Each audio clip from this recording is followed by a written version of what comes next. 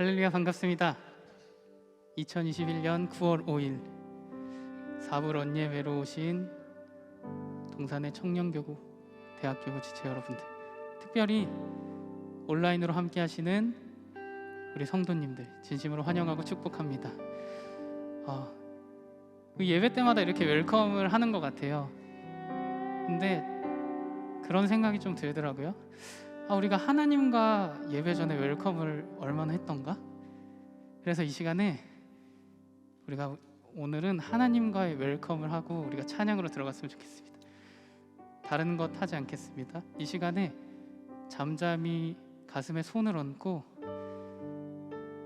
하나님께 이렇게 여쭤봤으면 좋겠습니다. 하나님, 오늘이 나의 마지막 예배라면 하나님, 나에게 무엇을 요구하시겠습니까? 하나님, 이 예배 가운데 나에게 무엇을 말씀하시겠습니까? 이 시간에 내가 듣겠습니다. 주님, 이 예배 가운데 제가 주님의 뜻을, 주님의 일하심을 발견하겠습니다. 이 시간에 눈을 감고 가슴으로 묵상하는 시간 잠시 가지도록 하겠습니다.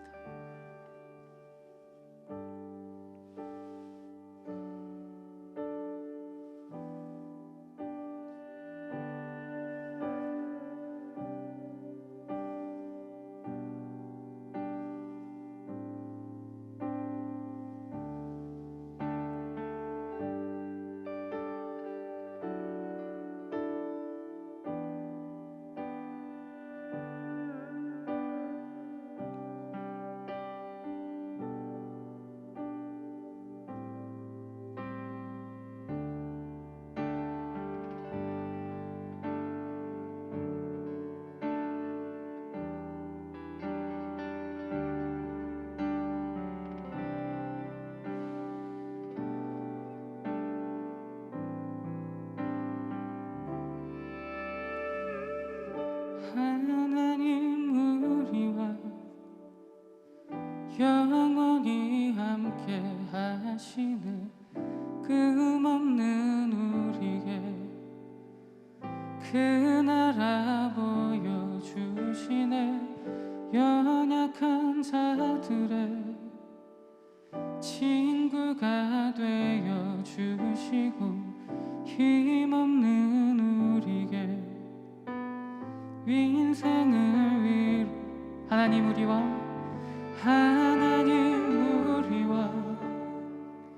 영원히 함께 하시네. 꿈없는 우리에게 그 나라 보여주시네.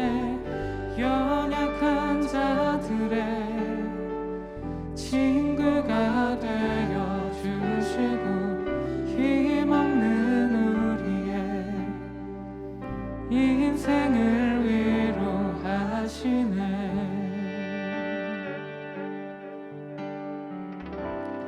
당신은 시간을 뚫고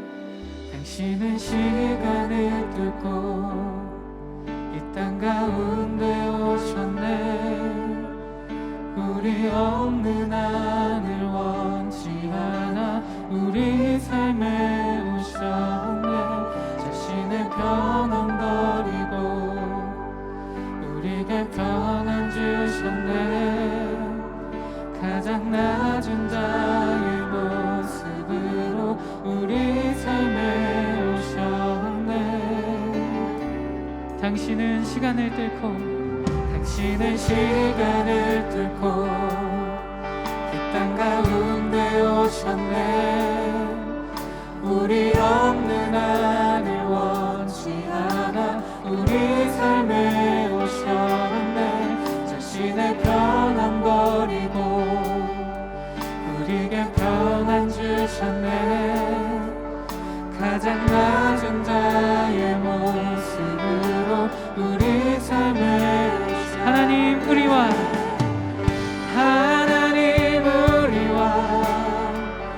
영원히 함께 하시네. 꿈없는 우리에게 그 나라 보여주시네. 연약한 자들의 친구가 되어주시고 힘없는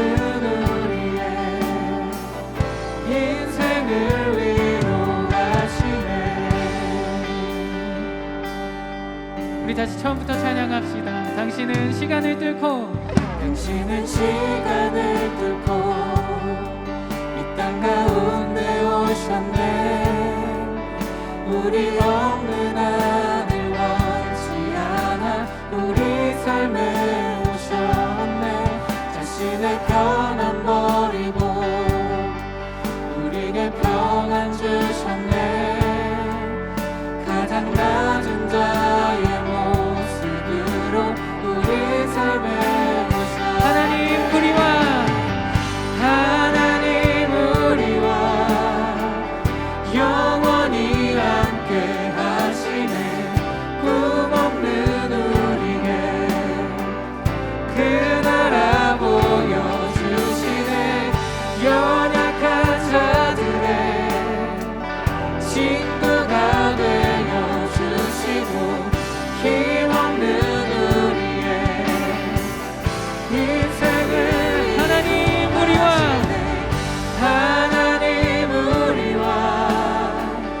영원히 함께 하시네. 꿈없는 우리에게 그 나라 보여주시네.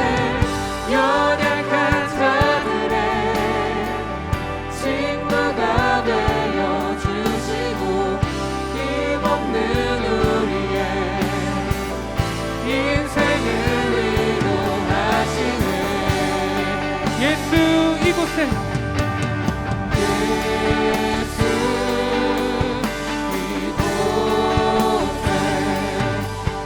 우리와 함께 영원히. 예수 이곳에 우리와 함께 예수 이곳에 우리와 함께 영원히. 예수님 이곳에 우리 함께 하여 주시옵소서. 예수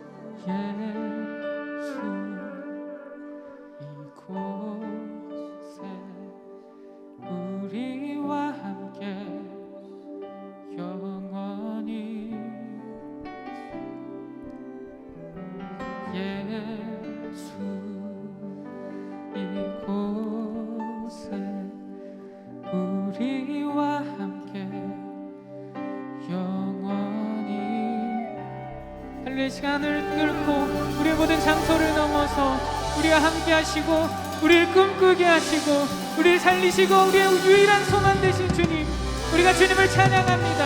우리가 이 시간 주님께 감사와 영광의 박수 함께 올려드립시다. 주님 찬양받기 합당하시고 우리의 유일한 소망 되십니다. 할렐루야. 아멘.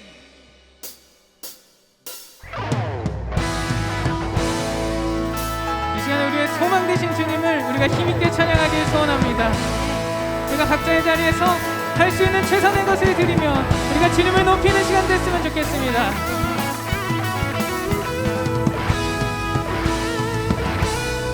두려운 마음 가진 자여, 두려운 마음 가진 자여 놀라지 마라. 주 너의 하나님 강한 손으로 주 이름 부를 때에 주님 구하시리. 두려운 마음 가진 자여, 두려운 마음 가진 자여 놀라지 말라. 주 너의 하나님 강한 손으로 주 이름 부를 때 주님 구하시리. 주님 구하시리. 주 오셔서 구하시리. 주 오셔서 구하시리. 주 오셔서 구원하시리.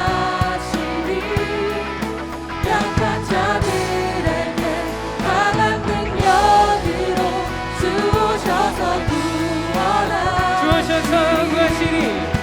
주 오셔서 구하시리. 주 오셔서 구원하시리. 눈을 들어보라 회복의 능력을 주 오셔서 구원하시리.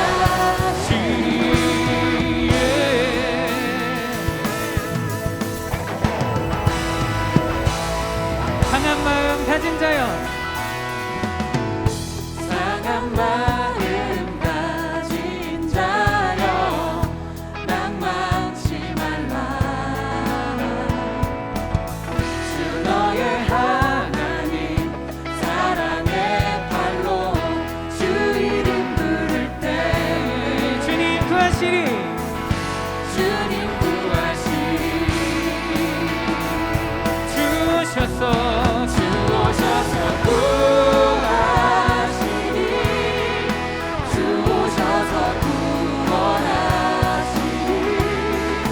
약한 자들에게 강한 능력으로 주 오셔서 구원하시리.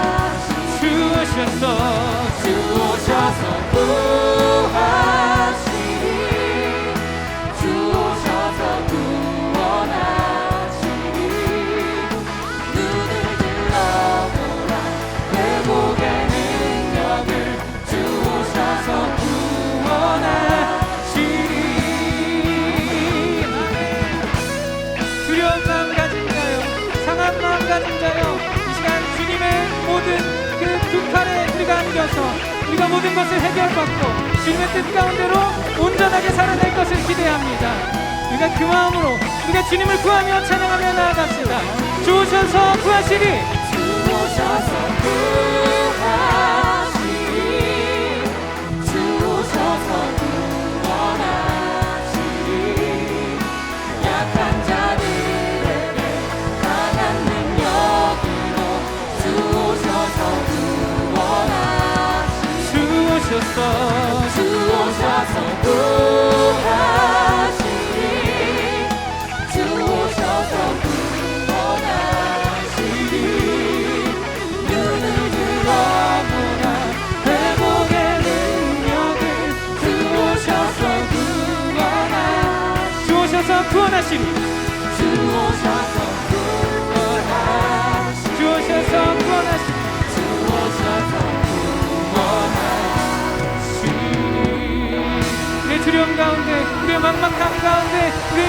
소망 되신 주님께 영광과 감사의 박수 함께 올려드립시다. 할렐루야. 아멘.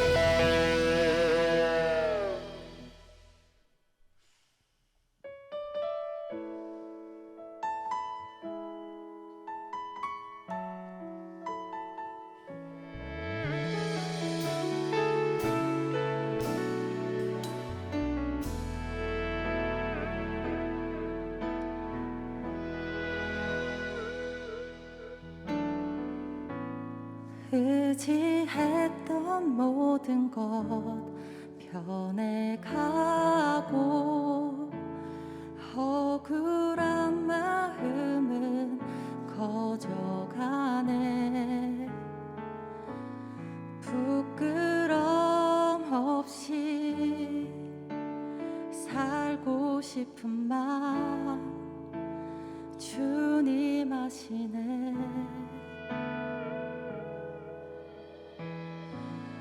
모든 일을 선으로 이겨내고 죄의 유혹을 따르지 않네. 나를 구원하신 영원한 그 사랑 그 신 그네 날 붙드시네. 우리 함께 고백합시다. 주어진 내 삶이 작게만 보여도 선하신 주 나를 이끄신 분의 중심을 보시는 주님만 따르네. 날 택하신 주만 의지해. 보이는 상황에 무너질지라도 예수는 여기 나를 붙드네.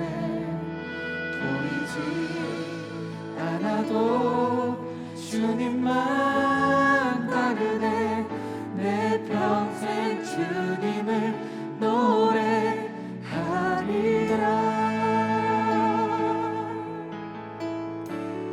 의지했던 모든 것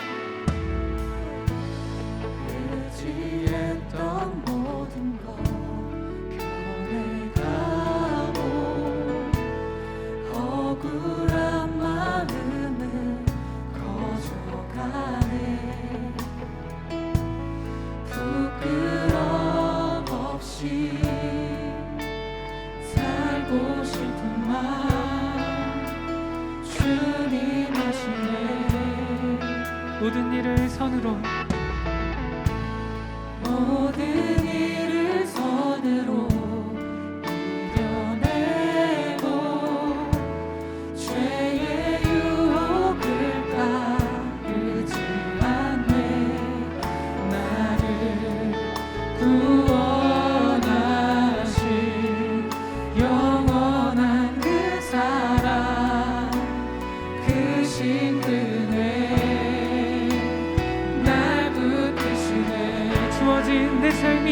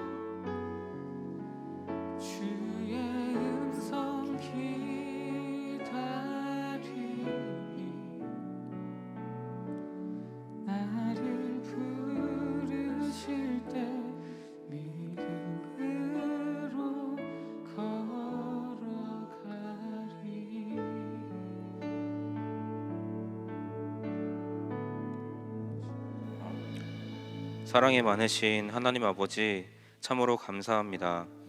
지난 한 주간의 삶도 지켜주시고 오늘도 어김없이 예배하는 자리에 나와 하나님께 찬양할 수 있도록 허락하심에 감사드립니다.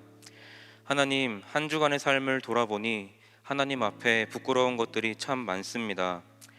하나님이 우리 삶의 주인이시라고 고백하면서도 내가 원하는 대로 살아왔고, 하나님이 싫어하실 것을 알면서도 죄악된 삶을 택하며 살아왔습니다. 오늘 주님 앞에 우리의 모든 죄를 자백하길 원하오니 예수님의 십자가 보혈로 우리 죄를 덮어주시고 용서하여 주시옵소서. 하나님, 특별히 이 시간 우리의 고단하고 힘든 삶의 문제들을 하나님 앞에 올려드리길 원합니다. 학업과 직장에서와 가정에서의 어려운 문제들로 인해 수십 가지의 간절한 기도 제목을 가지고 하나님 앞에 나아온 우리의 마음들을 주님께서 헤아려 주시옵소서. 우리의 모든 탄식과 신음에 귀를 기울여 주셔서 하나님의 도우심이 필요한 모든 삶의 현장마다 하나님이 부어주시는 은혜가 고백되어지게 하여 주시옵소서. 그렇게 하나님의 인자하심을 굳게 신뢰하며 하나님 앞에 예물을 가지고 나아온 모든 손길들을 주님께서 기뻐 받아 주셔서 넘치게 채우시고 공급하시고 도우시는 하나님의 은혜를 경험하게 하여 주옵소서. 오늘 말씀 전하시는 박용준 목사님을 위해서 기도합니다. 성령의 충만함을 허락하여 주시고 목사님의 입술을 통해 선포되어지는 모든 말씀들이 하나님의 말씀인 줄로 믿고 아멘으로 화답하는 우리 모두가 되게 하여 주시옵소서. 그리하여서 나를 사랑하시고 나와 함께 하시는 하나님을 경험하게 하시고 우리 안에 하나님만이 주실 수 있는 소망과 위로가 넘치는 은혜를 경험하게 하여 주시옵소서. 무엇보다 하나님을 향한 우리의 사랑의 고백이 넘치도록 회복되는 역사가 있게 하여 주십시오. 그렇게 오늘 이 시간 우리를 만나 주실 하나님을 기대하고 소망합니다. 하나님만을 기다립니다. 감사드리며 이 모든 말씀을 예수님의 이름으로 기도드렸습니다. 아멘.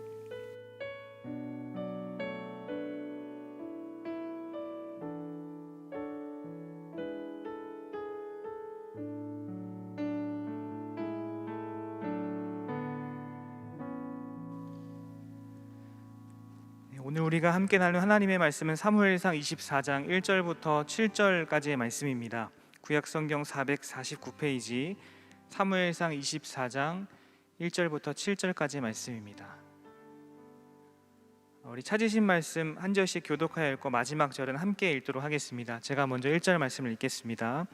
사울이 블레셋 사람을 쫓다가 돌아오매 어떤 사람이 그에게 말하여 이르되 보소서 다윗이 엔게디 광야에 있더이다 하니 사울이 온 이스라엘에서 택한 사람 3,000명을 거느리고 다윗과 그의 사람들을 찾으러 들렴소 바위로 갈새 길가 양의 우리에 이른즉 굴이 있는지라 사울이 뒤를 보러 들어가니라.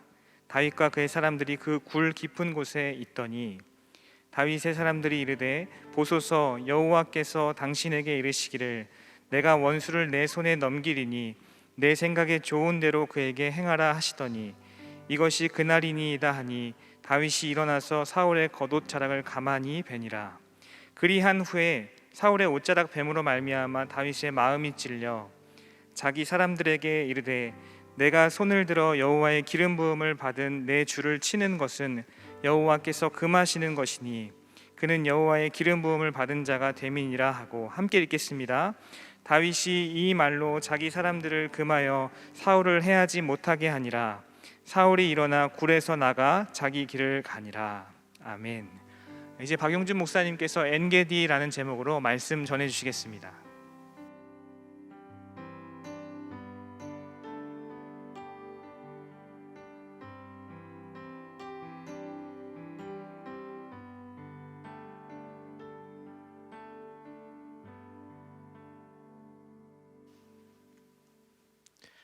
네, 반갑습니다.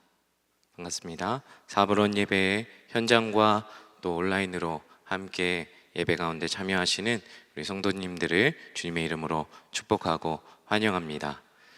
날이 많이 쌀쌀해졌습니다. 어느덧 여름이 지나가고 또 가을이 온 것 같은데 다들 건강 유의하시고 또 이때에 서로에게 무난하고 또 서로를 격려하는 공동체의 사랑이 또 서로에게 전해지는 귀한 날들 되기를 주님의 이름으로 축복합니다. 아멘. 네. 우리가 지난주에 다윗이 엘리 골짜기에서 골리앗과의 전쟁에서 골리앗 블레셋을 물리치고 이 골리앗을 무너뜨리는 장면을 보았습니다. 승리했죠. 그러면 우리는 흔히 우리가 성경을 이미 알고는 있지만 모르는 상태에서 본다고 생각했을 때 다윗의 앞으로의 삶은 어떨 것 같습니까? 승승장구하고 왕에게 인정받아서 높은 자리에까지 올라가는 것을 기대하겠죠. 그러나 우리가 잘 알다시피 다윗의 인생은 그렇게 호락호락하지 않습니다. 다윗이 골리앗을 쓰러뜨리자 사람들은 이렇게 환호하죠. 사울은 천천히요, 다윗은 만만히로다. 오히려 왕인 사울보다 다윗을 더 높이는 겁니다. 그때부터 사울 왕의 눈이 완전히 뒤집혀지죠. 사무엘상 18장을 보면 다윗을 향한 사람들의 칭송 이후에 이런 기록이 있어요. 사울이 다윗을 주목하였다. 뭔가 좋아서 잘해서 주목했다기보다는 다윗을 시기하기 시작한 것입니다. 다윗을 항상 의식하고 주목합니다. 이제 사울은 다윗에 매여서 다윗 때문에 자유롭지 못한 삶을 살아가는 것을 우리는 보게 될 겁니다. 이 시기라는 단어에는 악하게 상대를 보다라는 의미가 있어요. 그러니까 사울은 지금 다윗을 악한 눈으로 보고 있는 것이죠. 자기보다 더 높이 칭송받는 다윗의 모습은 왕으로서 자존심이 많이 상하는 일입니다. 그리고 다윗으로부터 자신이 모욕당했다는 마음이 들었겠죠. 사울은 다윗을 있는 그대로 보지 않고 이제는 왜곡된 시선으로 상한 마음으로 다윗을 바라봅니다. 그러면서 어떻게 됩니까? 점점 다윗을 죽이는 데까지 광적인 모습으로 집착하며 다윗을 추격하죠. 여러분, 시기가 무엇인지 아십니까? 시기하다, 질투와 같은 건데, 눈에 보이는 존재 때문에 자신이 형편없고 보잘것없이 비참하게 여겨져서 상대를 끌어내리고 싶어하는 마음이 바로 시기라고 하더라고요. 사무엘상 24장 이전에 사울이 했던 행동들을 보면 우리는 그가 어떤 사람이었고 그가 어떤 왕이었는지를 볼 수 있습니다. 아말렉을 전부 진멸하라는 하나님의 말씀이 있었어요. 명령이 있었는데 거기에 불순종하고 자기 눈에 보기 좋은 것들을 남겨두었습니다. 전투에 승리하고 나서 기념비를 세우는데 누구를 위해 세우냐면 자기를 위해서 세웠다고 말해요. 자기 눈에 보기 좋은 것을 남겼고 승리를 자기의 기념으로 남겼다라는 거죠. 그리고 사무엘을 통해서 하나님이 당신을 왕으로 세우신 것을 후회하십니다 라고 메시지를 던졌을 때 사울 왕은 그 와중에도 끝까지 백성들 앞에서 자기의 체면을 주장하고 있었고 왕위를 지키고자 했었던 사람이 바로 사울이었습니다. 그런 사울 왕은 자존심이 많이 상했어요. 그리고 자신의 왕권에 위협이 될 만한 이 다윗을 제거해야 할 대상으로 삼은 것이죠. 다윗을 대신 전쟁터에 보냅니다. 죽이기 위해서죠. 그리고 자기의 딸까지 이용해서 다윗을 죽이려고 합니다. 그리고 하나님의 영이 떠난 이제 사울의 모습은 하나님이 주신 왕위에 앉아 있으면서도 하나님이 주신 그 권력을 잊어버리고 주신 하나님을 잊어버리고 이제는 단순한 시기를 넘어서서 자신의 왕권과 생존을 위해서 그것을 지키기 위한 욕망을 쫓아 다니는, 그 욕망을 쫓는 왕이 되어졌던 것이죠. 이젠 다윗이 자신이 제거해야 되는 자신의 욕망을 가로막는 장애물일 뿐입니다. 그래서 왜곡된 마음으로 그를 바라보고 악한 눈으로 그를 주목하고 쫓는 것이죠. 다윗은 점점 하나님의 마음에 합한 자로 자라나갑니다. 반대로 사울은 점점 악해지면서 통제할 수 없는 데까지 추락하고 말죠. 오늘 성경의 스토리는 바로 엔게디에서 일어난 사건을 보여주고 있어요. 사울은 계속 다윗을 추격해왔고 다윗은 사울을 피해서 광야 이곳저곳을 떠돌아다닙니다. 다윗이 도망다니는 중에 아둘람 굴에서 환난당한 자, 상처 입은 자, 마음이 원통한 자, 다윗보다 더 열악한 상황에 놓인 자들이 다윗과 합류하게 됩니다. 그래서 다윗이 이동 중에 하는 무리가 600명이 넘어서게 됩니다. 그 가운데 다윗은 블레셋 가운데 공격을 받고 있다라는 그일라 지역에 도움을 주러 갑니다. 그들을 구해냅니다. 그러나 그 말씀에, 하나님 말씀에 순종해서 그들을 구해냈더니 그 다윗에게 돌아오는 것은 그들의 배신이었습니다. 또 하나는 다윗과 같은 유다 지파에 속한 10광야의 사람들이었습니다. 유다 지파면 당연히 다윗을 지지하고 다윗을 응원해야 되는데 이 사람들이 다윗이 아닌 사울을 지지하다가 다윗이 이 사울에게 포위당하는 위험도 겪게 되어집니다. 다윗이 도대체 뭘 잘못했을까요? 뭘 그렇게 잘못했길래 이렇게 죽음의 위기까지 닥쳐서 이렇게 광야로 내몰려서 억울하고 부당한 일을 겪고 있는 것일까요? 도망자로 살고 있는 것이죠. 그런데 또 어떤 일이 있는가 하면 아까도 이야기했지만 다윗의 처지가 누군가를 보호해주고 지켜줄 처지가 되지 않지 않습니까? 그런데 자신보다 더 연약하고 상처가 많은 이 인원들을, 이 아둘람 공동체의 인원들을 돌보고 그들을 섬겨야 하는 지경까지 이른 거예요. 자기가 굳이 가담하지 않아도 되는, 부담을 갖지 않아도 되는, 상식적으로 자기에게 유익이 되지 않는다고 하면 굳이 말씀에 순종하지 않아도, 그들을 돕지 않아도, 그들을 섬기지 않아도 되지만 하나님 말씀에 순종했습니다. 그러나 돌아오는 건 무엇입니까? 생명의 위협이고 배신이고 사람들의 지지를 잇는 것이었습니다. 그런 시간을 보면서 다윗은 무리들과 함께 이 엔게디 지역에 있는 동굴에 숨게 되어진 것이죠. 이 엔게디 지역은 사해 서쪽에 있는 유대 광야의 한가운데 오아시스와 같은 오아시스가 있는 곳이라고 해요. 소금 호수라고 말하는데 그 넓은 황무지에 높은 협곡들이 둘러싸여 있습니다. 그러니까 지형이 그렇게 평탄하지 않았다라는 겁니다. 굉장히 협곡들로 둘러싸여 있고 황량한 지역이 바로 엔게디 광야였다라는 것이죠. 우리 1절을 한번 읽어볼까요? 1절 같이 읽겠습니다. 시작. 사울이 블레셋 사람을 쫓다가 돌아오매 어떤 사람이 그에게 말하여 이르되 보소서 다윗이 엔게디 광야에 있더이다 하니. 아멘. 자, 블레셋 전투를 마치고 돌아오자마자 어떤 사람이 사울 왕에게 다윗이 지금 엔게디에 숨어 있다라는 것을 보고합니다. 여러분들 잘 보세요. 1절을 보면 블레셋 전투에 왕이 참여한 거예요. 왕이 직접 전투에 참여했다면 그 전투가 굉장히 중요하다는 전투인데 지금 오늘 본문에서는 이 전쟁의 승패가 기록되어 있지 않아요. 굉장히 뭔 의도가 심겨져 있다라는 것이죠. 왜 그러냐면 이 사울에게는 이 블레셋 전투에서 승패가 그렇게 중요하지 않은 거예요. 사울에게 중요한 것은 오로지 다윗이었어요. 그래서 이 사울이 곧바로 그 이야기를 듣자마자 3,000명을 데리고 다윗을 쫓는 장면으로 이어지는 거예요. 사울에게 이 블레셋 전투의 승패는 중요하지 않습니다. 오로지 다윗을 죽여야 되겠다는 생각에 사로잡혀 있는 것이죠. 사울은 곧바로 이 3,000명을 데리고 다윗과 그의 사람들을 찾기 위해서 들염소 바위가 있는 곳으로 쫓아갑니다. 다윗과 무리들의 수가 600명, 그리고 지금 사울이 모은 사람이 3,000명. 그럼 몇 배가 많은 거죠? 5배가 많은 거예요. 다윗 한 사람을 쫓기 위해서 5배가 많은 인원들을 데리고 지금 다윗을 쫓고 있는 거예요. 그만큼 이번만큼은 놓치지 않겠다라는 것이겠죠. 자, 3절을 보면 사울은 다윗을 찾는 중에 뒤를 보기 위해라고 라는 기록이 있어요. 동굴에 들어갔대요. 뒤를 본다. 이게 히브리어 원문으로 보면 발을 옷 천으로 가리다, 덮다라는 의미가 있어요. 그런데 많은 학자들은 대변을 보러 갔다라고 이야기해요. 그러니까 사울도 사람이니까 대변을 봤겠죠.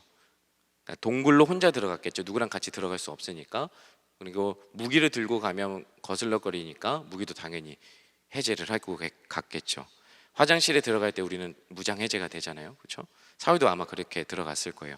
그때 먼저 동굴 안으로 들어와 있던 이 아둘람 공동체와 다윗은 깜짝 놀랐을 겁니다. 아마 어두운 공간에 오래 있으면 아마 그 지형은 어느 정도 보이겠지만 밝은 데 있다가 어두운 데 들어가면 아무것도 안 보이잖아요. 마치 이런 거예요. 안에서는 다 사울의 움직임과 들어오는 장면을 보고 있지만 사울은 그 밝은 데서 어두운 데로 들어감에 따라서 아무것도 보이지 않는 거예요. 아마 그곳에 다윗과 그가 그토록 찾던 다윗이 숨어 있을 거란 생각은 아마 상상도 하지 않았을 겁니다. 생각지도 못한 순간에 다윗과 무리들에게 기회가 찾아온 거예요. 어떤 기회입니까? 자신들을 위협하고 죽이려 하는 이 원수 같은 사울이 무방비 상태로 그것도 혼자 대변을 보고 있는 거예요. 자기들 앞에 걸어 들어온 거예요. 지금 그 자리에서 사울을 제거만 하면 이 지긋지긋하고 불안함에 떨면서 살아야 했던 이 광야 생활도 청산할 수 있을 것이고 자기에게 불편함을 주는 모든 요소가 제거되어지고 어쩌면 다윗이 왕이 된다면 우리를 데리고 가서 우리가 이전과는 다른 삶을 살 수 있다는 기대도 했을 겁니다. 다윗 입장에서 생각해 볼게요. 다윗 입장에서는 당연하겠죠. 자기를 미친 듯이 쫓아오는 이 사울 왕만 제거하면 이제는 자기가 사울 왕 대신 그 왕의 자리에 앉을 수 있는 거예요. 그리고 자신의 지지 세력의 힘을 얻어서 그 왕위가 굳건해질 수 있는 것이죠. 그런 인생에 두 번 다시 오지 않을 수 있는 그 절호의 기회가 다윗과 그 무리들에게 찾아온 것이죠. 우리 4절을 한번 읽어볼까요? 4절 같이 읽어봅시다. 시작. 다윗의 사람들이 이르되 보소서 여호와께서 당신에게 이르시기를 내가 원수를 내 손에 넘기리니 내 생각에 좋은 대로 그에게 행하라 하시더니 이것이 그날이니이다 하니 다윗이 일어나서 사울의 겉옷자락을 가만히 베니라. 아멘. 다윗과 함께한 사람들이 일제히 그 자리에서 술렁입니다. 웅성웅성됩니다. 그리고 다윗에게 말합니다. 이건 너무 좋은 기회입니다. 이거 너무 좋은 기회입니다. 하나님께서도 당신에게 말하지 않았습니까? 원수를 네 손에 넘길 테니 네 생각대로 하라 라고 말씀하시지 않았습니까? 지금이 그 기회입니다. 다윗 어서 움직이십시오 라고 이야기하는 거예요. 그러나 성경 어디에서도 하나님께서 다윗에게 네 생각대로 좋은 대로 하라 라고 말씀하신 적이 없다라는 거예요. 내 생각에 좋은 대로 하라, 어디서 많이 듣지 않았습니까? 바로 사사기에 많이 나오는 흐름입니다. 자기의 소견대로 행하는 것, 그것과 다를 바가 없는 그 시야로 지금 다윗을 설득하고 있는 것이죠. 상황으로 볼 때 누가 봐도 이건 절호의 찬스입니다. 다윗과 무리들에게 정말 좋은 기회예요. 그럴 수밖에 없는 상황입니다. 깊이 생각할 것도 없이 이 원수 같은 사울에게 보복할 기회를 하나님이 주셨다라고 믿을 수밖에 없는 아주 절호의 찬스인 거예요. 종종 우리는 자신에게 유리하다고 생각하고 자신에게 기회라고 생각하는 상황들이 찾아옵니다. 그렇죠? 상황 자체로 봤을 때 하나님의 뜻을 분별하기보다는 그 여러 상황들을, 여러 관점을 가지고 우리가 해석하게 되는데, 그 해석을 할 때에는 주로 어떻게 해석을 하게 되냐면 그 안에 있는 내 마음의 상태, 내 감정, 내 가치관, 상황들이 그 해석을 할 때 중요한 열쇠로 쓰임 받을 때가 참 많이 있더라는 것이죠. 제가 요즘에 부동산, 비트코인, 주식, 이거 여러분들한테 큰 관심사 아닙니까? 저도 이 결혼 초창기 때 아내도 일을 하고 제가 이제 전도사 사역을 할 때 주변에서 이런 이야기들이 있었어요. 그때 아파트 청약을 좀 해라. 이때가 기회다. 너네 지금 돈 없다고 하지 말고 일단 무조건 청약을 넣어야 된다라고 말을 하는 거예요. 그래서 주변에서 잘 알아보고 빨리 청약 아무거나 해라. 빨리 이때다. 너희 집 마련이 그렇게 쉬운 줄 아냐. 이렇게 설득을 하는 거예요. 그래서 그때만 해도 이런 이슈들이 이렇게 크지 않았기 때문에 저와 아내는 집에 대한 관심도 당연히 없었고 그런 것들이 기회라고 생각하지 않았어요. 그런데 최근 들어서 아이가 이제 저희 자녀가 2명이 되고 이제 아빠로서 또 가장으로서 이런 걱정이 되는 거예요. 걱정이 되면서 그때 생각이 나더라고요. 그때까지만 해도 별로 생각하지 않았었는데 예전에 했던 사람들의 조언이 생각나고 지금 시대를 보니까 그때가 기회였던가? 그때 기회를 잡았어야 됐나? 이런 생각이 들더라고요. 뭔가 지금은 그 기회가 자꾸 아쉬움이 되고 후회가 되더라고요. 마찬가지인 거죠. 우리는 나에게 유리하고 도움이 될 만한 상황이 갑자기 열리거나 어떤 풀리게 될 때, 객관적으로 뭔가 너무 힘들거나 불안한 상황 속에서 그 상황에 맞게 적절한 타이밍에 들려지는 말들, 어떤 정보들, 어떤 지식들은 쉽게 분별하기가 쉽지 않습니다. 그렇죠? 이거 하나님의 뜻인가? 이게 내 생각인가? 분별하기가 참 쉽지 않아요. 직장 선택하는 것도 마찬가지고 배우자를 선택하는 것도 마찬가지고 재정의 문제도 마찬가지고 여러 가지 일들 중에서 이런 선택들이 쉽지 않아요. 어떨 때 더 어렵냐면 가장 좋은 기회라고 생각했을 때 이것이 하나님의 뜻인지 분별하기보다는 내 해석이 들어가게 되죠. 이럴 때 우리 흔히 내 생각, 내 감정, 그때의 기분, 지금의 상황, 현실에 먼저 해석될 때가 참 많이 있더라는 거죠. 당시에 동굴 안에 있던 다윗과 그 무리들도 마찬가지였습니다. 지금까지 쫓김을 당하고 있었고 인간다운 삶을 포기하다시피 하고 살아가고 있었고 숨어 있는데 매일이 공포였는데 그 공포를 주는 그 대상이 자기들 눈앞에 무방비 상태로 똥을 싸고 있었던 거예요. 굉장히 좋은 기회죠.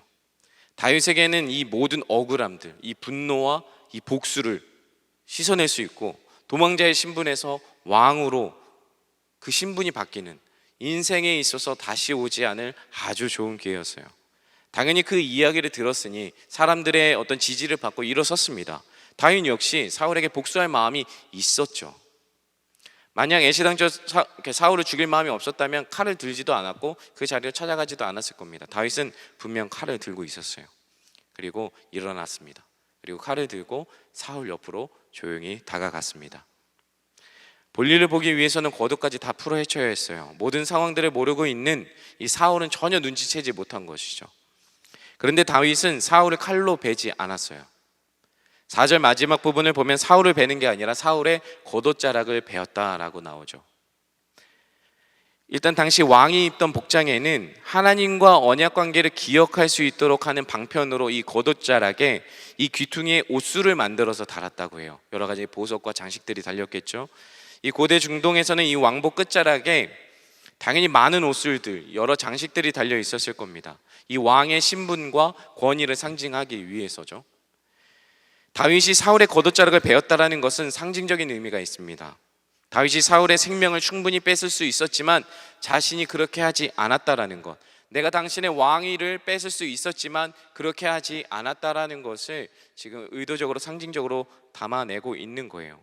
어쨌든 다윗은 자신에게 온 일생에 한 번밖에 없을 수 있는, 아니 그 이상도 없을 수 있는 그 기회를 날려버린 거예요. 그 순간 뒤에서 숨죽이면서 바라보던 사람들의 표정과 반응은 어땠을까요? 여러분들 같으면 다윗을 어떻게 바라보시겠습니까? 어이가 없겠죠. 어이가 없는 거예요. 다윗을 크게 원망했을 겁니다. 아니 어리석게 멍청한 거 아니야? 저 사람의 지도력을 따르고 우리가 따라가야 되는 게 맞나? 다윗의 지도력을 의심하고 다윗의 판단을 의심했을 겁니다. 온갖 불평과 원망을 쏟아냈겠죠. 이게 뭐 하는 짓이냐? 지금 왜 그 기회를 날려버리냐? 이 표정으로 봤을 거예요. 다윗의 행동은 함께하는 사람들의 신뢰를 잃을 수 있는 행동이었고 그 사람들에 의해서 목숨까지도 잃을 수 있는 거였어요. 다윗은 도망자였어요. 비참한 인생 속에 그 엥게리 속에 갇혀 있는 거죠. 그냥 눈 한 번 딱 감고 사울을 제거하면 인생이 바뀌는 거예요.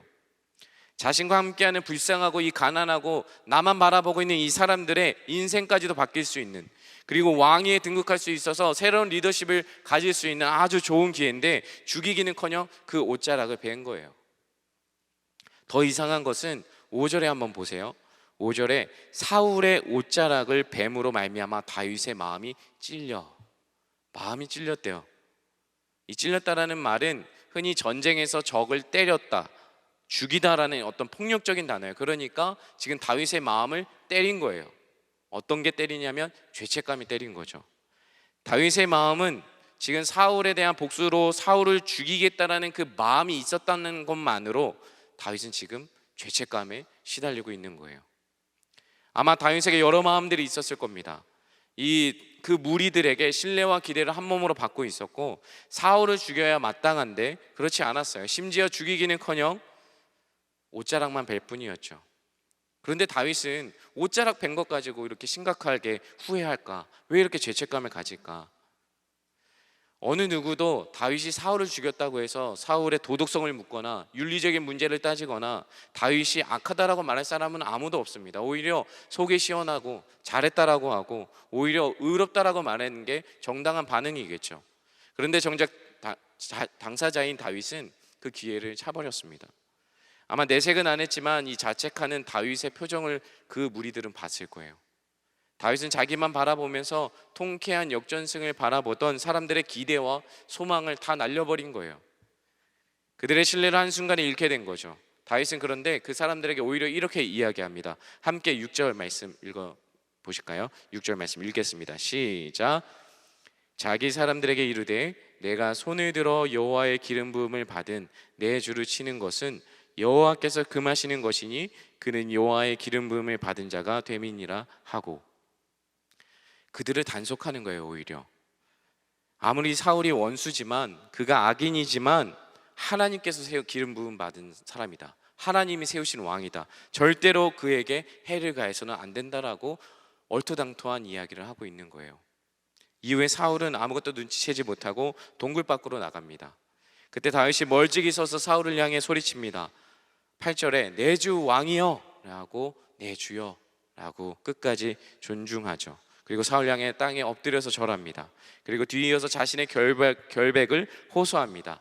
우리 10절 우리 본문에 한번 읽어보도록 할 텐데 같이 한번 읽어보겠습니다. 시작. 오늘 여호와께서 굴에서 왕을 내 손에 넘기신 것을 왕이 아셨을 것이니이다. 어떤 사람이 나를 권하여 왕을 죽이라 하였으나 왕을 아껴 말하기를 나는 내 손을 들어 내 주를 해하지 아니하리니 그는 여호와의 기름을 부음 받은 자이기 때문이라 하였나이다. 아멘. 자기의 결백을 호소합니다. 다시 이전까지 있었던 일들을 쫙 사울에게 브리핑하는 거예요. 내가 당신을 죽일 수 있었지만 죽이지 않았습니다. 당신의 옷자락만 베었다라고 이야기하면서 사울의 옷자락을 보여주는 것이죠. 그러자 사울 왕이 울면서 나는 너를 학대하되 너는 나를 선대했구나. 너는 나보다 의롭구나. 너는 반드시 왕이 될 거야. 하나님이 너를 선으로 갚으실 거야 라고 회개하는 듯한 용서를 구하죠. 그러면서 나중에 자기가 다윗이 왕이 되면 자기의 가족들을 복수하지 말아달라고 부탁하고 약속을 청합니다. 사울은 맹세하고 약속합니다. 사울에게 어떤 진정성이 있었는지는 모르겠지만 이후에 보면 또 다윗을 쫓아요. 그러니까 일시적인 감정적인 어떤 대응을 했던 것이죠. 왜냐하면 사울은 기본적으로 다윗을 두려워하는 마음이 있었어요. 왜냐하면 하나님의 영이 그와 함께하고 있다는 걸 사울도 알고 있었거든요. 이 다윗과 사울 왕의 모습을 보면서 우리는 보통 이렇게 생각할 때가 많이 있는 것 같아요. 사울 왕은 나쁜 왕, 다윗 왕은 좋은 왕. 그래서 우리는 흔히 다윗에게 초점을 맞춰서 내 삶에 적용할 때가 참 많이 있어요. 내 삶의 적용점을 다윗에게만 찾을 때가 참 많이 있더라는 거죠. 그러나 우리가 선과 악으로 나누면서 나는 무조건 다윗의 삶을 적용하기보다는 오늘 본문을 통해서 다윗의 모습을 보면서 이 사울의 모습을 보면서 저와 여러분들을 마치 거울을 비추듯이 한번 적용해 보면 좋겠다는 생각이 듭니다. 다윗은 오랜 시간 동안 광야에서 살았어요. 본인의 의지도 아니고 부당하고 억울하게 쫓기는 도망자의 신분으로 내몰린 거예요. 우리는 광야를 좋아하지 않습니다. 광야를 좋아하는 사람이 누가 있겠어요, 그렇죠? 광야는 말 그대로 아무것도 없는 황량하고 황무지입니다. 다윗이 도망다니던 이 광야는 온도, 환경, 상황, 날씨 모든 것이 최악입니다. 덥고 목마르고 먹을 것도 구하기 힘들고 야생 짐승에게 공격당하기 쉽고 주변국들에게 노출되기 쉬운 거예요. 아무것도 없기 때문에 오로지 고독하고 외롭고 혼자 그것을 다 삼켜내야 되는 불완전한 공간이 바로 광야예요. 이 광야에서 다윗과 이 무리들의 목적은 단 한 가지입니다. 무엇이겠습니까? 생존이에요. 그냥 살아남는 거예요. 그게 유일한 목적입니다. 어떤 사명도 어떤 부르심도 중요하지 않아요. 살아남는 게 중요해요. 살아남기만 해도 다행인 곳이 광야인데 과거 이스라엘이 출애굽하고 났을 때도 그들에게 광야는 생존해야 되는 곳일 뿐이었습니다. 그러니까 불평하고 원망하면서 황금 송아지라도 만들어서 내 생존권을 보장받고 싶었던 곳이 바로 광야였어요. 그러나 그때 모세에게는 그리고 다윗에게는 그 광야가 달랐습니다. 광야가 단순히 생존만을 위한 곳이 아니었다란 말이죠. 모세는 하나님과 우상을 분별할 수 있는 법을 배울 수 있는 곳이었고 하나님을 의지하고 경외하는 법을 배울 수 있는 곳이 바로 광야였습니다. 하나님 앞에서 하나님 백성으로 온전하게 세워질 수 있는 것을 배우는 공간이 바로 광야였다라는 것이죠. 다윗도 마찬가지였어요. 다윗에게 광야는 위험하고 거칠고 생존이 먼저가 될 수 없는 공간인 건 분명했지만 동일했지만 그러나 이 광야라는 상황적인 공간은 하나님과 가까워지는 시간이기도 했고 하나님의 뜻에 민감하게 예민하게 반응할 수 있는 곳이었습니다. 그런 영성이 생기면서 하나님의 관점으로 그의 다윗의 눈과 다윗의 태도와 다윗의 행동이 입혀지는 시간이 바로 광야 이 엔게디의 시간이었다라는 것이죠. 우리 중에도 자기가 좋아서 광야로 찾아가시는 분은 아무도 없을 거예요. 대부분 우리의 광야는 나의 의지와 상관없이 찾아옵니다. 때로는 억울하게, 때로는 부당하게, 이유도 모르고 왜 이렇게 내가 이런 삶을 겪어야 되는지 일단 내몰리고 나서 부딪히는 경우가 다반사입니다. 상황적인 이 광야는 아무것도 의지할 수 없는 곳이고 굶주림이 있고 지침이 있고 피곤하고 힘들고 언제 위기가 닥칠지 모른다라는 날마다 두려움과 불안함을 안고 사는 곳이에요. 고독한 자리죠. 그런데 내 한 몸도 건사하기 힘든 이곳에 자꾸 사람들이 또 나를 의지할 때가 참 많이 있어요. 내 몸도 지키기 힘든데, 나도 버티기가 힘든데 자꾸 나를 의지하는 사람들이 생겨나고 나에게 도움을 찾는 사람들이 일어나죠. 버거워요. 벅찬 곳이에요. 저와 여러분이 겪는 것도 동일하다고 생각됩니다. 내 한번 건사하는 것도 힘든데 우리 가정의 환경, 우리의 부모님, 그리고 우리의 형제들, 내 공동체들, 내가 이걸 왜 감당해야 되는가, 내한테 왜 이런 시련이 다가오는가 물을 때가 참 많이 있어요. 다윗이 그런 상황이었습니다. 다윗은 얼마나 광야를 걸으며 하나님을 묵상했겠어요. 다윗이 이 광야를 걸으면서 그 고난 가운데 걸어가면서 쫓기면서 불안해하면서 두려워하면서 얼마나 하나님을 곱씹었겠습니까? 다윗은 수만 가지의 질문들, 의심들, 하나님을 향한 이 원망의 마음들이 얼마나 많았겠냐고요. 주님, 내가 뭘 잘못했습니까? 주님, 나에게 왜 이런 상황과 시간을 허락하십니까? 왜 저만 이런 고난을 겪어야 합니까? 다윗 역시 하나님에 대한 질문들이 참 많았을 것 같아요. 그리고 자신의 억울함으로 사울에 대한 분노도 동일하게 있었을 겁니다. 그러나 다윗은 살아오면서 이 상황과 환경 속에서 하나님의 뜻을 발견해가며 하나님의 모든 순간에 하나님을 의식하는 영적인 예민함이 훈련되어져 가고 있는 거예요. 보잘것없는 이 돌멩이 하나로도 하나님은 반드시 하나님의 일을 하신다라는 것을 배운 사람이 바로 다윗이었습니다. 다윗이 사울에게 쫓길 때 한 번은 이 가드 왕 아기스 왕 앞에서 자기도 살아보려고 미친 척을 한 적이 있어요. 권력 앞에서 생명을 구걸한 거죠. 그리고 사람들에게 선을 베풀었지만 배신을 당합니다. 사람들에게 지지를 잃습니다. 그리고 죽음에 놓입니다. 이런 처량한 신세도 되어보았어요. 그리고 자신보다 더 약한 사람들, 그 무리들, 나도 힘든데 그 무리들을 책임져야 하는, 그들을 돌봐야 하는 그 책임과 의무도 지었습니다. 다윗은 이렇게 수많은 일들을 겪고 사람들을 품어내면서 하나님을 깊이 만나면 만날수록 자기의 연약함과 자신의 절망과 비참함과 초라함, 하나님 앞에서 자기가 아무것도 아니라는 것을 발견하게 되는 거예요. 자신도 이 사울과 다르지 않다라는 걸 발견한 거예요. 나도 생존하려고 이러고 있구나, 나도 생존하려고 이렇게 발버둥 치는구나를 발견한 거예요. 그러나 다윗은 하나님 앞에서 점점 자신을 알아가면서 타인을 향한 시야와 그들을 품어낼 수 있는 마음, 그 크기와 깊이와 폭이 넓어지고 깊어지고 있는 거예요. 이제는 원수 같은 사울도 하나님의 시선으로 바라보니까 품을 수 있게 된 것이죠. 한순간에 그게 된 것이 아니라 다윗의 일생의 여정 동안 쌓여온 것이죠. 오늘 본문을 보면 하나님의 직접적으로 등장하는 구절들이 없어요. 하나님이 뭔가 하셨다, 하나님이 나타나셨다, 그게 없어요, 한마디도. 그럼 하나님은 아무것도 이 시간에 다윗을 통해서 일하시지 않으신 건가? 다윗이 이 지경이 되도록 하나님은 아무것도 하시지 않으신 건가? 하나님은 다윗을 광야 한가운데서 하나님 마음에 합한 왕으로, 이 다윗을 왕으로 세워가기 위한 준비를 하고 계셨던 거예요. 그의 시야와 마음의 깊이와 폭을 바꾸시는 거예요. 왜냐하면 왕은 사람을 품어야 되거든요. 오랜 광야 생활 동안 시련과 고난을 통해서 하나님은 다윗을 하나님 마음에 합한 자로 바꾸시고 자라나게 하시고, 그것이 바로 다윗의 마음을 바꾸시는 것이 바로 하나님의 역사였습니다. 하나님이 아무것도 안 한 게 아니라 다윗을 바꾸고 계신 거예요. 다윗이 사울을 그 자리에서 제거했다면 아마 상황과 환경은 빠르게 열렸을 겁니다. 아마 인생의 빠른 지름길을 찾았을 거예요. 충분한 명분이 있었어요. 권리도 있었어요. 그는 자기의 인생의 결정권을 휘두르고 쥐고 흔들 수 있었지만 그렇게 하지 않았습니다. 다윗은 그 순간 하나님의 주권과 통치를 의식하고 기억했어요. 하나님 앞에 서야 할 자리에 다윗은 설 수 있었던 사람인 겁니다. 다윗은 하나님을 깊이 알아가면 알아갈수록 하나님의 크심을 알고 나의 작음을 알아갔습니다. 하나님은 절대적인 절대적인 보호와 하나님의 은혜가 얼마나 필요한 존재인지 다윗은 스스로 깨달았어요. 그는 인생에 찾아온 이 기회를 자신이 처한 환경과 상황, 이 사울이라는 사람에 맞춰서 해석한 것이 아니라 하나님을 의식하고 하나님의 관점으로 해석해 가고 있더라는 거예요. 이 사울이라는 대적과 고난과 절망이라는 이 엔게디의 광야라는 환경이 자신을 지배하도록 냅두지 않았고, 오히려 나의 피난처 되시고 나의 구원자 되시는 하나님의 통치와 주권을 믿고 의식했어요. 하나님이 먼저였어요. 내 처지와 상황이 아니라 하나님을 먼저 의식한 거예요. 다윗에게는 그게 당연함입니다. 사랑하는 여러분, 여러분에게 먼저는 누구입니까? 여러분 자신입니까?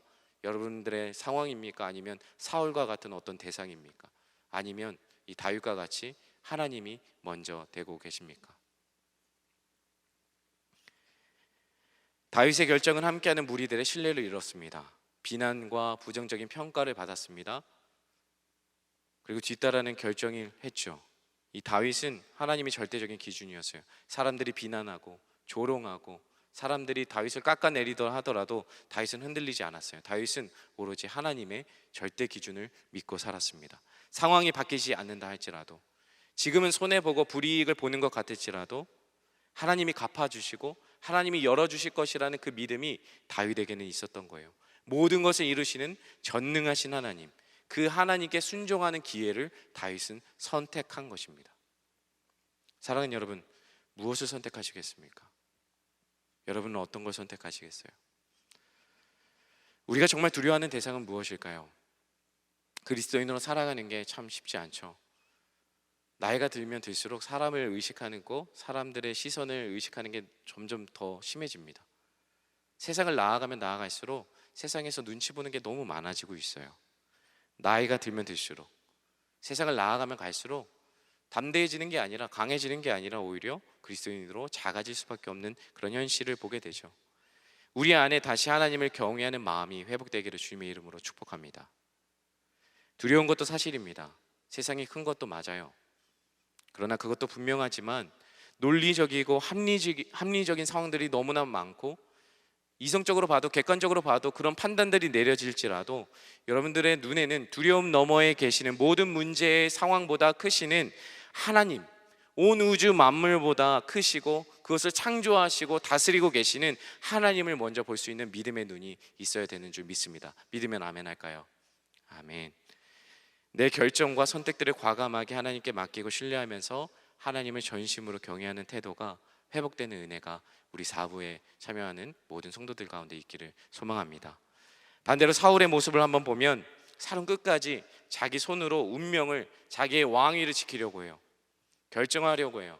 자신이 마치 하나님이 된 것 마냥 자기의 욕망대로 행동하고, 자기의 유익이 안 되면, 방해가 되면 그 대상을 기꺼이 제거할 수 있는 자기 중심적인 사람이었습니다. 우리는 당연히 다윗과 같은 영성을 기대하죠. 그러나 사실 우리의 모습은 사울과 더 가깝다라는 생각을 해요. 생존을 위해서라면, 자기의 원함을 얻고자 한다면 수단과 방법을 가리지 않고 쫓는 사울의 모습은 저와 여러분의 모습에 분명히 있다라는 것이죠. 내 자리를 지키기 위한, 내 생존권을 보장하기 위한 것들에 많이 쫓고 다닌다라는 거죠. 하나님의 뜻을 앞세우지만 사실 삶에서는 나의 기념비를 세우기를 기뻐하고, 내 눈에 보기 좋고 유익한 것을 남기기를 기뻐하며, 사울이 추격하는 다윗의 이런 모습들은 마치 우리가 무언가를 향해 날려가는 브레이크 없이 질주하는 스포츠카 마냥 그런 우리들의 삶의 모습과 많이 닮아 있다는 것이죠. 그게 돈이 될 수 있고, 안정이 될 수 있고, 사람이 될 수 있고, 여러분들의 성공이 될 수 있겠죠. 하나님께서 우리 각각에 주신 그 부르심과 소명이 있습니다. 사울도 그 부르심이 분명히 있었어요. 그러나 다윗이라는 시기의 대상이 생기자 그 부르심을 잃게 됩니다. 우리도 어쩌면 그렇게 질주하다 하나님의 부르신 소명과 부르심을 잊고 그렇게 살아가고 있는지도 모르겠습니다. 그러나 다윗은 아무것도 들리지 않을 때, 아무것도 보이지 않을 때 하나님을 의식했습니다. 그분의 음성을 귀 기울였습니다. 그게 다윗의 차이였습니다.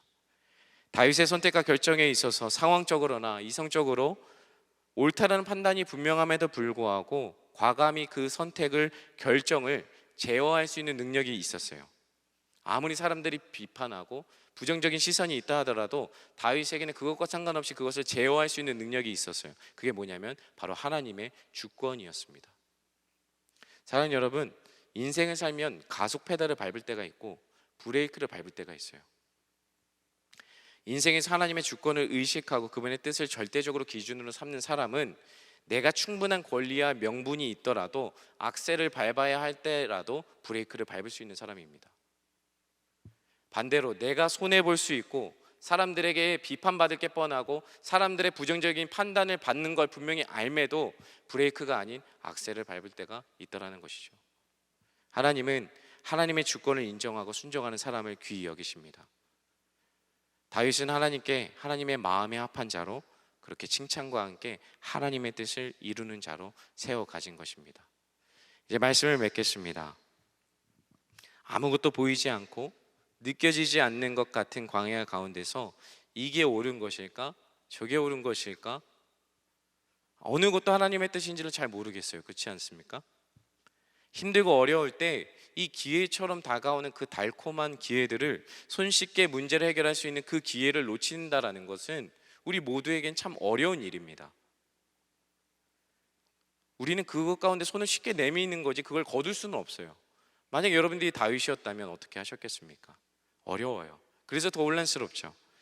광야, 우리가 빚어가시는 공간이라고 하고 하나님의 축복이라고 하고 선물이라는 거 다 이해합니다. 인정해요. 그러나 우리의 솔직한 심정은 어떻습니까? 정작 그 현실에 놓이면 다 가진 것 같은 사울이 보입니다. 그리고 목마르고 배고프면 그 현실을 감사하기보다는 풍요로운 세상이 보이는 거예요. 그거는 당연한 거예요. 오히려 막막하고 답답한 이 광야의 현실에 있는 내 인생이 꼬인 것 같아서 부당하다고 느끼고 불공평해 보이고 억울한 것이죠. 거기서 선뜻 이것이 하나님의 뜻이야, 순종할 거야, 감사할 거야 라고 말한다는 건 참 쉽지 않은 일입니다. 답은 분명해 보여요. 광야는 축복이야, 광야는 선물이야, 답인 건 알지만 오히려 예수님을 믿으면 믿을수록 우리의 선택은 점점 어려워지는 게 사실입니다. 하나님을 믿으면 형통해야 되는데 하나님을 믿으면 믿을수록 삶에 불편함이 찾아오고, 예수님을 믿으면 믿을수록 선택지가 넓어지는 게 아니라 선택지가 점점 줄어듭니다. 예수님 믿으면 편해질 줄 알았는데 자꾸 어려운 길로 가라는 거예요. 내가 생각했던 믿음은 이게 아닌데, 내가 예수님을 믿는 건 이런 삶을 기대했던 게 아닌데 자꾸만 그렇게 된다라는 것이죠. 그러나 다윗은 딱히 변할 것 같지도 않고 딱히 어떤 버티는 것이 전부인 그 엔게디에서 이렇게 고백합니다. 시편 57편입니다. 동굴에 있을 때 다윗이 쓴 시편이에요. 7절과 8절을 읽어보겠습니다. 하나님이여, 내 마음이 확정되었고 내 마음이 확정되었사오니 내가 노래하고 내가 찬송하리이다. 내 영광아 깰지어다, 비파야 수금아 깰지어다, 내가 새벽을 깨우리로다. 아멘. 하나님의 주권을 신뢰합니다. 하나님의 선하심을 바라봅니다. 고난 중에도 내가 깊은 동굴 속에 있지만 하나님을 예배하겠습니다 라는 다윗의 고백입니다. 다윗이 광야와 같은 위험하고 그 고독한 동굴 가운데서 억울한 인생길을 걸어가고 있어요. 그럼에도 그는 하나님을 찬양하고 예배하기를 마음에 확정하였습니다. 왜냐하면 그는 밤이 지나고 새벽이 오는 것은 내 힘으로 되는 것이 아니라 전적인 하나님의 주권에 달려있다는 것을 분명히 알고 있었기 때문에 그래요. 밤이 지나면 하나님이 반드시 새벽을 주실 거라는 걸 믿는 것이죠. 우리는 반드시 광야를 만납니다.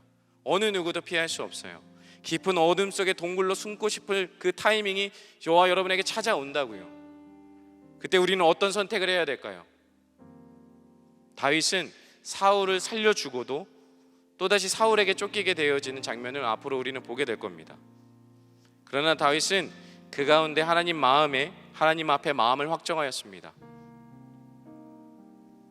그 안에 분명한 하나님의 사랑과 은혜를 통해 주어진 예민한 신앙의 양심과 하나님의 주권을 확고히 하는 믿음이 있었기 때문입니다.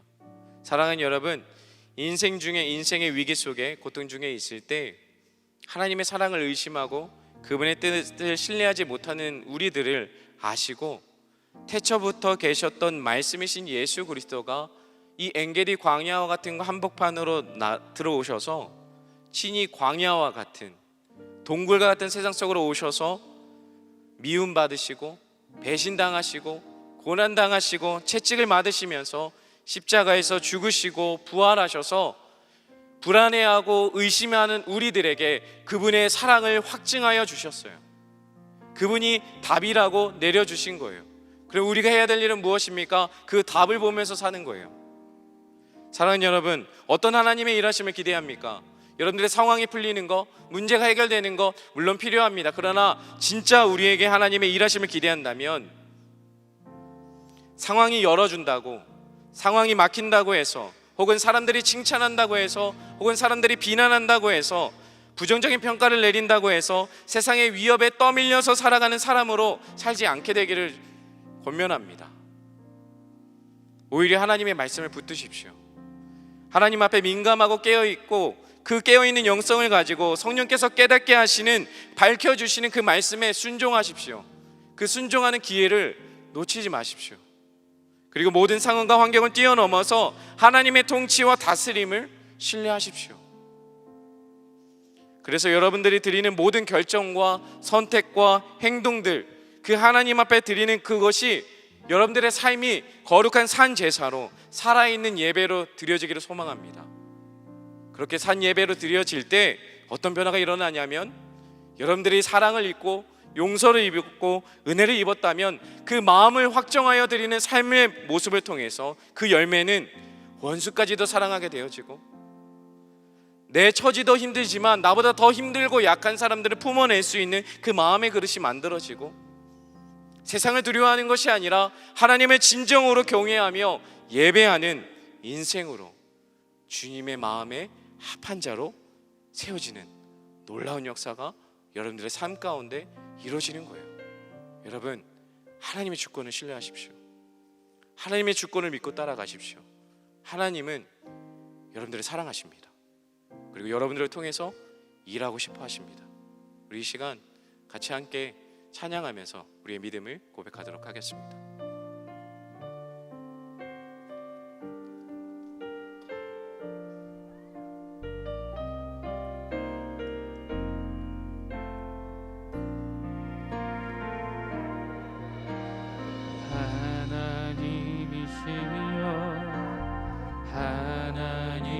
하나님이시여 주는 나의 하나님이시로다.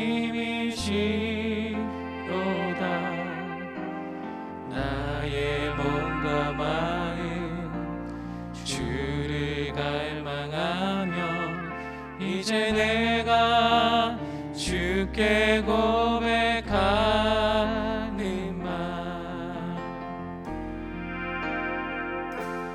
여호와는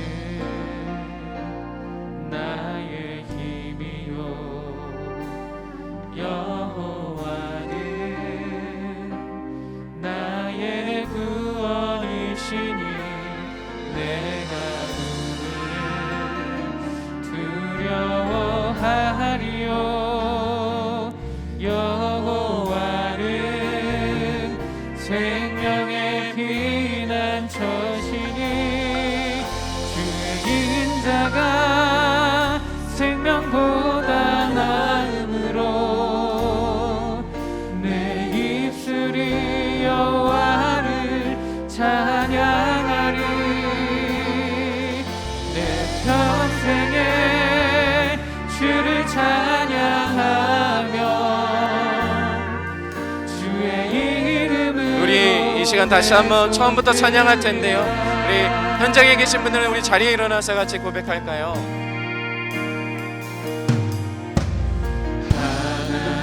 하나님이시여 하나님이시여 주는 나의 하나님이시로다.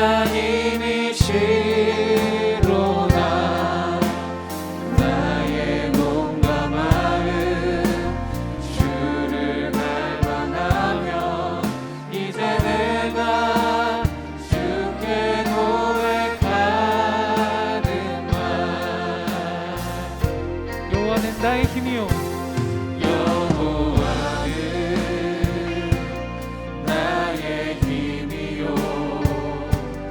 여호와는 나의 구원이시니 내가 누구를 두려워하리요. 여호와는 생명의 피난처시니 주의 인자가 생명보다 나음으로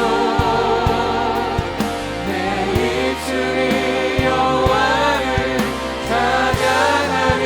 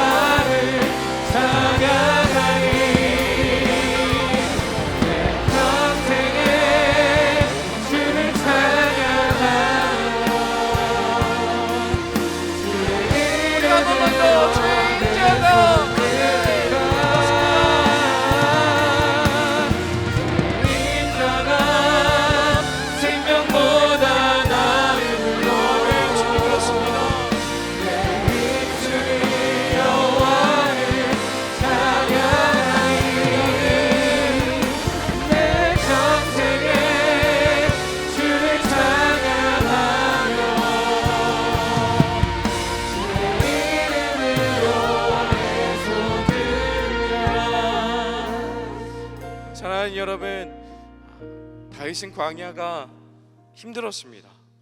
다윗도 광야가 피하고 싶었습니다. 다윗은 광야 가운데 찾아온 기회를 놓치고 싶지 않았습니다. 그도 그럴 것이 너무 힘들거든요.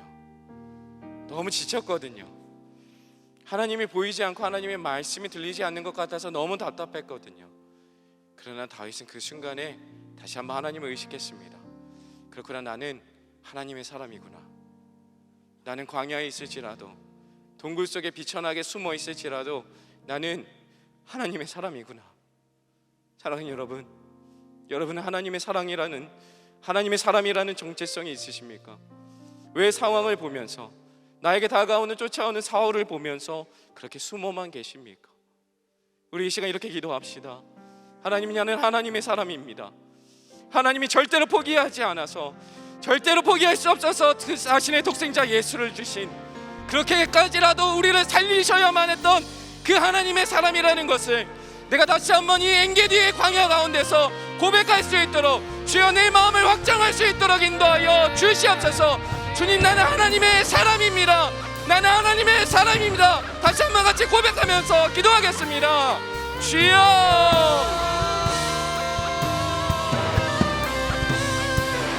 아멘. 주님, 우리는 하나님의 사람입니다. 내가 비록 동굴에 처해 있을지라도, 내 환경이 변하고 있지 않을지라도, 내 삶을 누군가가 쫓아오고 나를 무너뜨리려 할 것 같고 나를 죽일 것 같은 그 상황 속에서도 하나님, 나는 하나님의 사람입니다. 나는 하나님의 사람입니다. 아멘. 주님,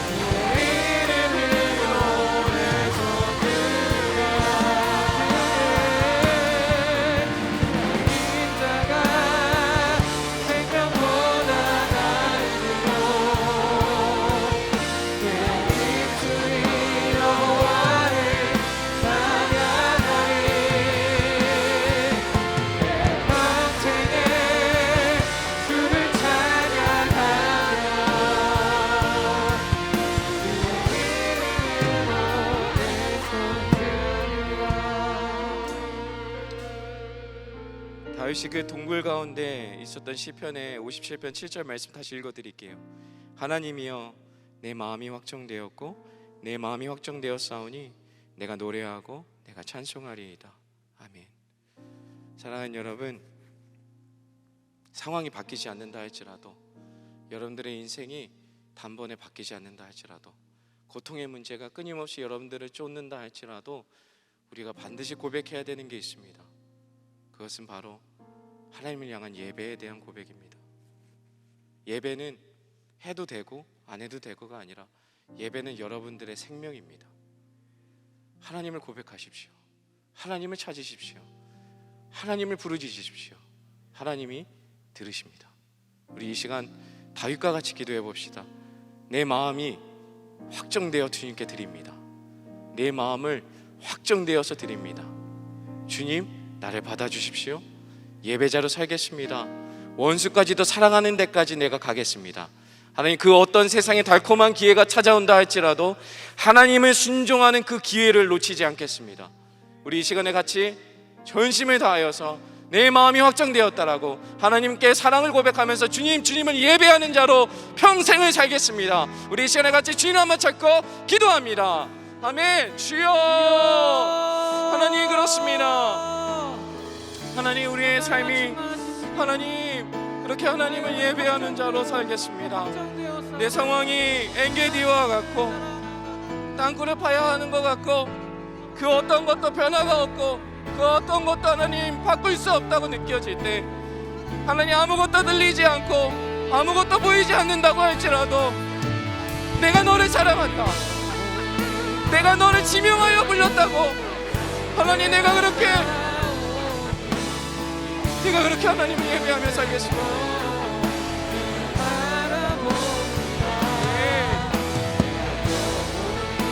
하나님, 우리가 세상에 굴하지 않겠습니다.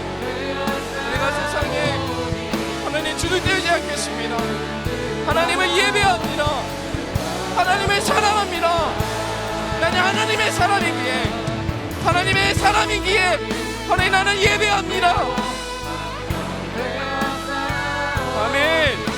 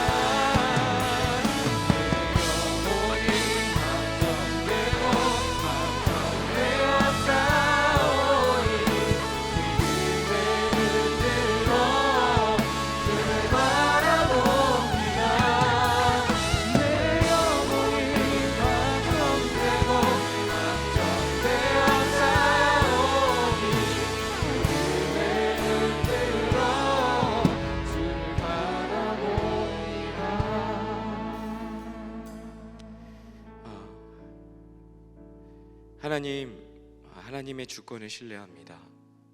하나님의 선하심을 바라봅니다. 고난 중에도 깊은 동굴 가운데 있을지라도 하나님 내 마음을 확정하여 하나님을 예배하겠습니다. 하나님, 우리는 하나님의 사람입니다. 하나님의 사람답게, 하나님의 백성답게 정체성을 잃지 않고 부르심을 잃지 않고 소명을 잃지 않고 살아갈 수 있도록 인도하여 주시옵소서. 상황이 열어준다고, 상황이 막는다고 해서, 혹은 사람들이 칭찬한다고 해서, 사람들이 비판한다고 해서, 세상이 위협한다고 해서 그 세상에 떠밀려 살아가는 사람들이 아니라 그 가운데 하나님의 말씀을 붙들고 하나님 앞에 민감하게 깨어있는 영성을 주셔서 성령께서 우리를 날마다 깨닫게 하시는 대로 순종하는 그 기회를 놓치지 않는 우리 청년들 될 수 있도록 인도하여 주시옵소서. 모든 상황과 환경을 뛰어넘어 살아계신 하나님의 통치와 하나님의 다스림을 신뢰하면서 하나님, 내가 드리는 모든 결정과 선택과 행동 가운데 하나님 앞에 드리는 거룩한 산제사로 살아있는 예배의 삶을 드리는 우리 청년들 될 수 있도록 주여 붙잡아 주시옵소서. 하나님, 다시 시작할 수 있는 용기를 주셔서 하나님은 내 아버지라 믿고 그 아버지가 주시는 평안 가운데 요동치 아니하며 우리에게 그 사랑의 확증을 보여주신 예수 그리스도가 답이 되어주신 그 예수 그리스도를 바라보면서 오늘도 한 걸음을 걸어갈 수 있도록 인도하여 주시옵소서. 감사합니다. 거룩하신 예수님의 이름으로 기도드렸습니다. 아멘. 아멘. 감사합니다.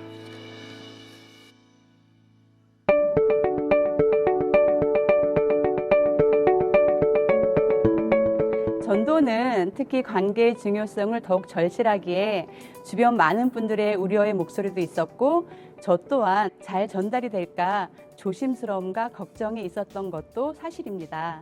시공간을 초월하시는 하나님께서 분명히 온라인으로 복음을 전할 때도 함께 동행하여 주셨고 아이 컨택을 통해 더욱 집중해서 복음을 전할 수 있었음에 복음을 전하는 사명은 온라인이라고 해서 크게 걸림돌이 되지는 않았습니다.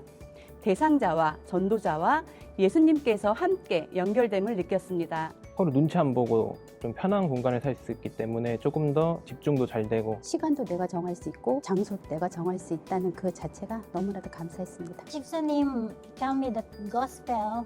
I want to praise the Lord and serve the Lord. I praise the Lord and He helped me so much. And my family is very happy now.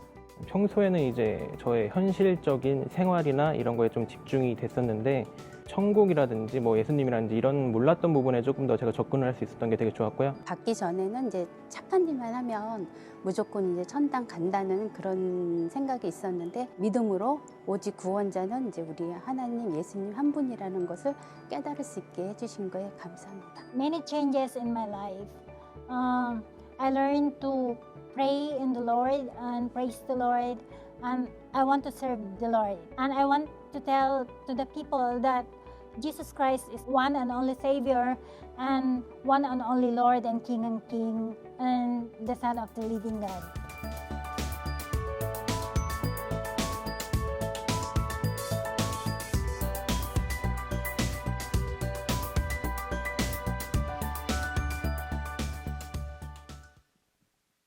네, 영상을 통해 보신 바와 같이 25기 전도 폭발 비대면 훈련생을 모집합니다. 접수는 9월 13일 월요일까지이고 9월 14일부터 12월 7일까지 매주 화요일 오전 9시 30분에 줌으로 훈련이 진행됩니다. 전교인을 대상으로 영혼을 사랑하는 모든 분들의 적극적인 신청을 부탁드립니다. 네, 하나님의 사랑과 비전이 흘러가는 4월 언예배 현장과 그리고 온라인으로 함께 하시는 모든 분들 주님의 이름을 환영하고 축복합니다. 교회 소식을 전해드리겠습니다. 교회 소식은 주보와 홈페이지를 참고해 주시기 바랍니다. 먼저 동산교회 예배를 드리시면서 교회에 등록하기를 원하시는 분들은 아래 나가는 전화번호로 전화를 주시면 등록과 교회에 대한 안내를 드리도록 하겠습니다. 동산의 가족이 되신 모든 분들을 진심으로 환영합니다. 9월 26일 주일 본당 1부, 2부, 3부, 4부 예배 시에 학습 입교 세례식이 진행됩니다. 문답교육은 교구 및 부서별 온라인 교육으로 진행되고 9월 25일 토요일에 문답식이 진행됩니다. 신청 마감은 9월 12일 다음 주일까지고요. 각 교구 교역자에게 문의해 주시기 바랍니다. 네, 본당 지하주차장 이용에 대한 안내를 드립니다. 본당 1층 지하주차장 보수공사로 인하여서 9월 6일 월요일부터 오전 8시부터 9월 11일 토요일 오후 6시까지 일주일간 사용이 금지됩니다. 이용에 착오 없으시기 바랍니다. 네, 9월 5일 오늘부터 보직 변경이 있습니다. 3교구 담당으로 장성은 목사님, 청년교구 있는 공동체 또 청대 팀장으로 노현성 목사님, 목회지원실 목회비서로 안승은 목사님이 섬기십니다. 10월 3일부로 변경되는 국협력 목사 보직은 주보를 참고해 주시기 바라고 또 아울러 10월 3일부터 시행되는 2022년 교구 배치가 주보와 홈페이지를 통해 안내되어 있습니다. 참고해 주시고 많은 기도를 부탁드립니다. 동산타임즈 9월호가 발행되었습니다. 이번 호에는 사랑구의 특별한 여름과 동빈 아카데미, 셀세미나로 함께 걷는 겸손한 길을 만날 수 있습니다. 신문은 본당과 학교 예배당에 비치되어 있고요. 교회 홈페이지에서 외부로도 보실 수 있습니다. 복습하기를 통해 생명의 떡을 나누는 복덕방이 9월 6일 내일부터 10월 24일까지 진행됩니다. 기존 온돌방 홈페이지인 복덕방 홈페이지로 이어서 각 시즌별로 날마다 올라오는 말씀 길잡이, 그림 성경, 오디오 성경 등을 통해 함께 참여해 주시고 은혜의 한 줄도 꼭 남겨주시기 바랍니다. 안내되는 QR코드를 통해서 오픈 카톡방에 참여하시면 서로 격려하며 함께 말씀을 읽으실 수 있습니다. 생명의 떡인 말씀으로 큰 은혜 누리는 동산의 모든 성도님들 되시기를 소망합니다. 코로나19 예방을 위한 안산 동산교회 공지사항 안내드립니다. 이 사항은 10월 3일까지 하나고 상황에 따라 변동될 수 있습니다. 주일 1부, 2부, 3부, 4부, 5부 예배는 본당과 학교 예배당에서 현장 예배 99명 제한으로 드리게 되고요. 인터넷 생중계로 동시 진행됩니다. 현장 예배 온라인 신청은 매주 화요일 오후 2시부터 교회 홈페이지를 통해 신청하실 수 있습니다. 예배에 참석하신 성도님들께서는 방역 지침을 지켜주시고 교역자의 안내를 따라서 지정된 좌석에 앉아주시기 바랍니다. 주일 예배 외에 다른 예배들은 공지사항들을 참고해 주시기 바랍니다. 교회에서는 성도님들의 안전을 위해 최선을 다하고 있습니다. 힘들고 어려운 시기 가운데 하나님 인도하심 안에서 잘 극복할 수 있도록 적극적인 참여와 기도를 부탁드립니다. 결혼 광고 드리겠습니다. 돌아오는 토요일에 아름다운 가정을 이루는 분들이 계십니다. 김희철, 최미란 커플입니다. 하나님 안에서 아름다운 가정 잘 세워가실 수 있도록 기도로 그리고 축하로 함께 해주시기 바랍니다. 이제 다 함께 자리에서 일어나셔서 오늘 말씀 가운데 은혜 주신 하나님을 찬양하며 나아가겠습니다.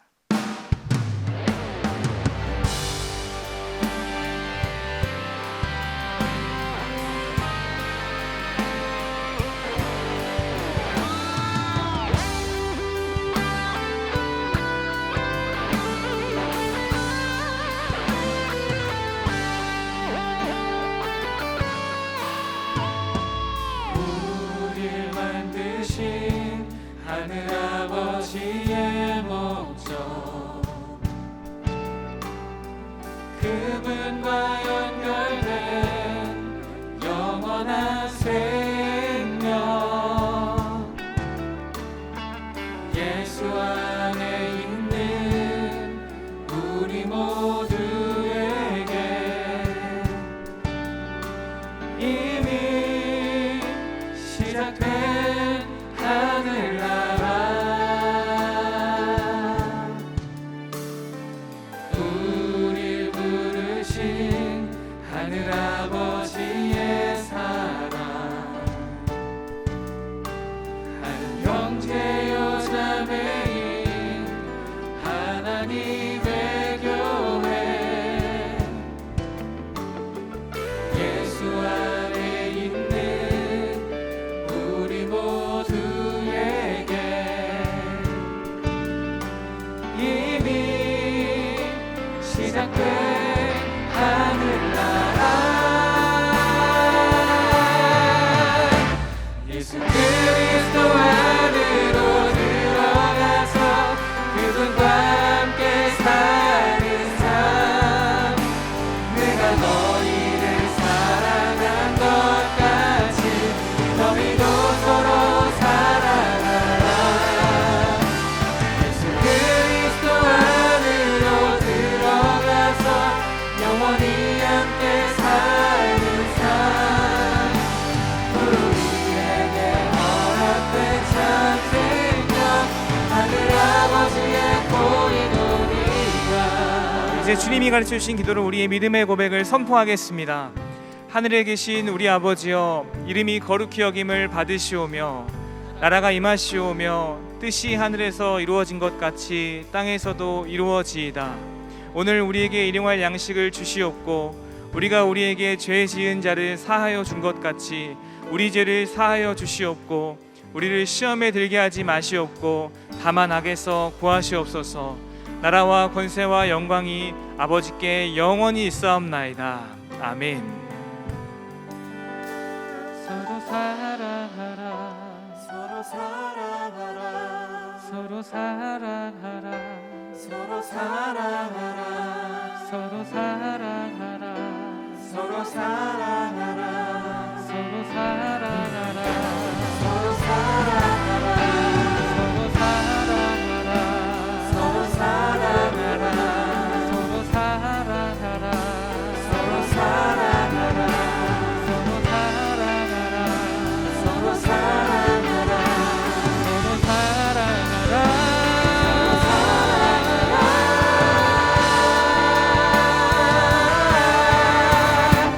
예수 그리스도 안으로 들어가서 그분과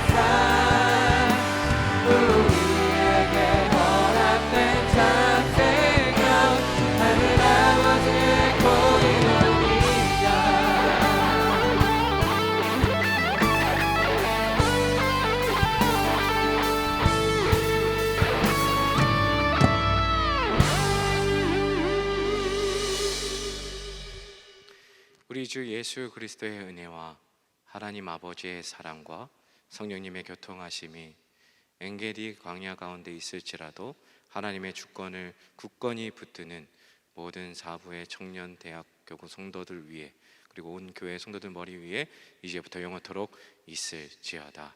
아멘.